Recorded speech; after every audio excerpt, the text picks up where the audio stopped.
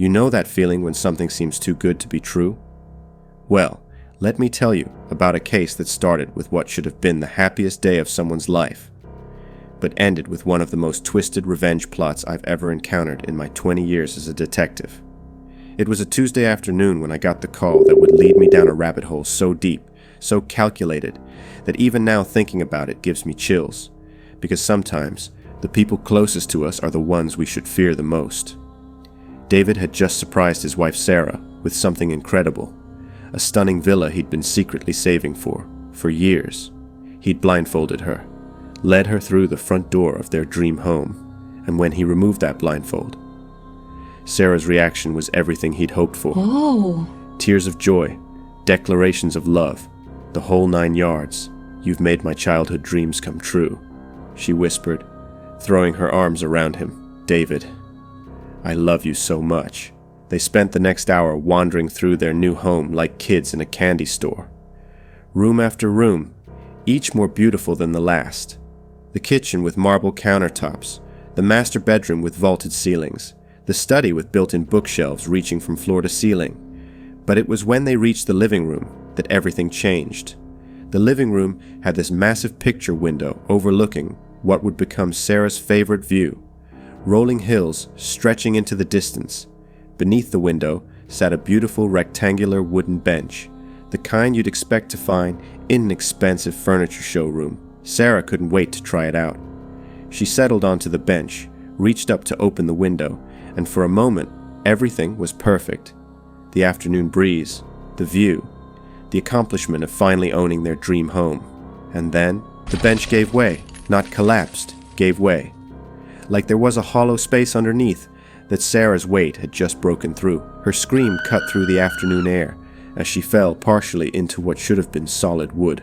"There's something in here," she shrieked, scrambling to get out. "David, there's something inside this thing." David rushed over, helped pull her out, and together they peered into the opening Sarah had inadvertently created. What they saw made Sarah's second scream even louder than the first. Bones. Human bones. Scattered in what looked like a makeshift hiding spot built right into their dream home's furniture. David's hands were shaking as he dialed 911. Neither of them could have imagined that this discovery was just the tip of an iceberg that went much, much deeper. Back at the precinct, we'd been having one of those rare, quiet afternoons. My partner Jake and I were actually debating who would win an upcoming UFC fight when the call came in. Suspicious remains found in a residential property. We grabbed our gear and headed out, expecting maybe a single incident, perhaps an old burial that had been disturbed during construction. We were so wrong. When David led us to that wooden bench, my first instinct was to secure the scene. But as my team began their preliminary examination, what we found defied explanation. It wasn't just one set of remains, it was five complete sets of human bones, carefully arranged in what appeared to be a deliberately constructed hiding space. The forensics photographer was working overtime, capturing every angle, every detail. We bagged everything for the lab and started the process that I knew would consume the next several weeks of my life. While we waited for the initial forensic results, I interviewed both David and the property dealer who'd facilitated the sale. But it was the previous owner, Michael, who really caught my attention. Michael showed up at the scene while we were still processing it. Most people would be horrified, asking questions, demanding answers. But Michael? He seemed almost resigned, like he'd been expecting this day to come. "I barely spend any time here," he told me when I pressed him. "Maybe once every 5 or 6 months." I had no idea about any of this. 5 sets of human remains, and he had no idea. Right.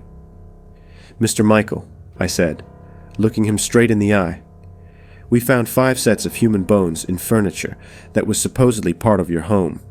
You're going to need to provide some answers." The next day at the forensics lab, things got even stranger. Dr. Patricia Wells, our lead forensic pathologist, had laid out all the remains on separate tables. But something about her arrangement caught my attention immediately. "Why are 4 sets on this side and 1 set isolated over there?" I asked. Dr. Wells looked up from her microscope, with an expression I'd never seen before. Part confusion, part fascination, part horror. "Detective," she said, slowly, "because 4 of these sets aren't real." "Come again." 4 of these are elaborate fakes.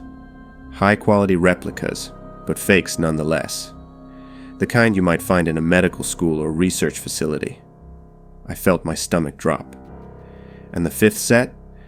That's when she delivered the news that would turn this case completely upside down.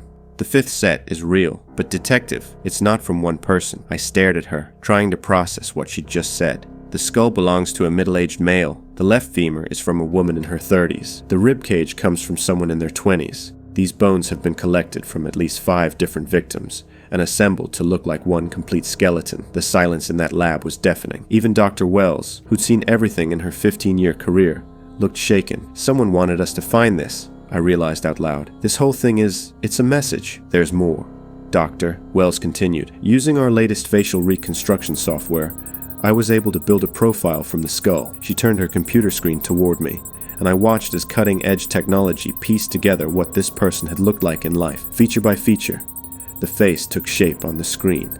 When the reconstruction was complete, Dr. Wells went white as a sheet. I know this person," she whispered. "What do you mean you know them?" Her voice was barely audible. "Detective, that's my friend. That's Robert. He's been missing for 8 days." The room started spinning. In all my years of police work, I'd never seen a forensic pathologist have to reconstruct the face of their own friend. But if I thought that was the worst of it, I was about to learn just how wrong I could be. Dr. Wells was barely holding it together as she told me about Robert. "He was a good man," she said, "gentle, honest. The kind of person who'd never hurt a fly, the kind of person who didn't have enemies. Who would do this to him?" she kept asking. "And why? Why dissolve his body in chemicals, and then reconstruct him like some kind of sick puzzle?" I had my team escort Dr. Wells to Robert's house to speak with his wife, Jennifer. The poor woman had been beside herself with worry, filing missing person reports, calling hospitals, checking with every mutual friend they had. But it was at Robert's house that we met someone else, another friend named Alex. "Detective," Alex said, pulling me aside, "there's something you need to know. Our friend Marcus has been missing too. For about 8 to 10 days now." My blood ran cold. We weren't looking at a single murder anymore. We were looking at a pattern. Back at the lab, my team was working around the clock. The phone call I received at 9 p.m. that night confirmed my worst fears. "Detective," came the voice from the lab, "we've identified the other bone sets. All 5 victims from the assembled skeleton. They're all from Dr. Wells's friend group. Picture this. Someone had systematically hunted down 5 friends, killed each one using different methods: stabbing, blunt force trauma, gunshot wounds, strangulation, and then had the medical knowledge to dissolve their bodies and reassemble select bones into a single skeleton. This wasn't random violence. This was personal. This was planned. And whoever did this knew exactly how to manipulate both human chemistry and human psychology. Dr. Wells was the target. Everything pointed to someone who knew her intimately, knew her friends, knew her schedule, and most terrifyingly, knew exactly how to hurt her in the most psychological way possible. That evening, I accompanied Dr. Wells to her home. She was clutching photos of her friends, tears streaming down her face, when her doorbell rang. "I'll get it," I said, hand moving instinctively to my weapon, but Dr. Wells shook her head. "It's probably more friends coming to check on me. News travels fast in our circle." She looked through the peephole and confirmed it was indeed colleagues from the hospital, coming to offer support. But as Dr. Wells opened the door to greet her friends, a figure emerged from the shadows beside her house. Masked, moving with purpose, he struck one of the visiting doctors with a heavy object before any of us could react. The attacker then grabbed Dr. Wells and, despite my shouts and pursuit, managed to drag her to a vehicle and disappear into the night.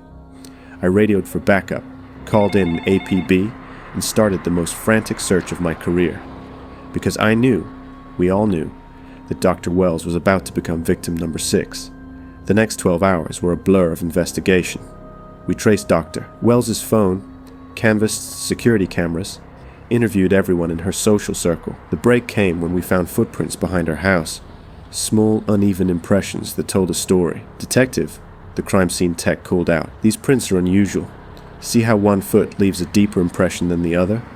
And how the stride length is inconsistent? Dr. Wells' surviving friend, who'd witnessed the kidnapping, provided the crucial insight. That could be someone with a prosthetic foot. They'd favor their real leg, creating exactly this kind of pattern. We started digging into Dr. Wells' medical school records, looking for classmates with prosthetic limbs. The list was short, but one name jumped out: Richard Stevens. Richard had been expelled from medical school after a hazing incident involving Dr. Wells and her friend group, an incident that had apparently cost him not just his career, but it also led to an accident that resulted in his leg amputation. We found Richard's address and discovered he lived near an abandoned medical facility on the outskirts of town. As we approached the building, the pieces started falling into place. Richard hadn't just planned to kill Dr. Wells' friends. He'd spent years studying forensic science, learning how to dissolve bodies, how to manipulate crime scenes. He'd raised his daughter Emma to become a doctor herself, not to help people, but to help him execute the perfect revenge. "This is it," I whispered to my team as we surrounded the old medical building. "They're in there." We could hear Dr. Wells screaming from inside as we breached the door. In the main examination room, we found a scene that will haunt me forever. Dr. Wells strapped to an operating table, while Richard and Emma, both in surgical masks, prepared to begin what they clearly intended to be a slow, methodical torture session. "Police! Freeze!" The shot I fired hit Richard's hand, sending the scalpel clattering across the floor. Both father and daughter froze as my team swarmed the room. As we cuffed Richard and Emma, the full scope of their twisted plan became clear.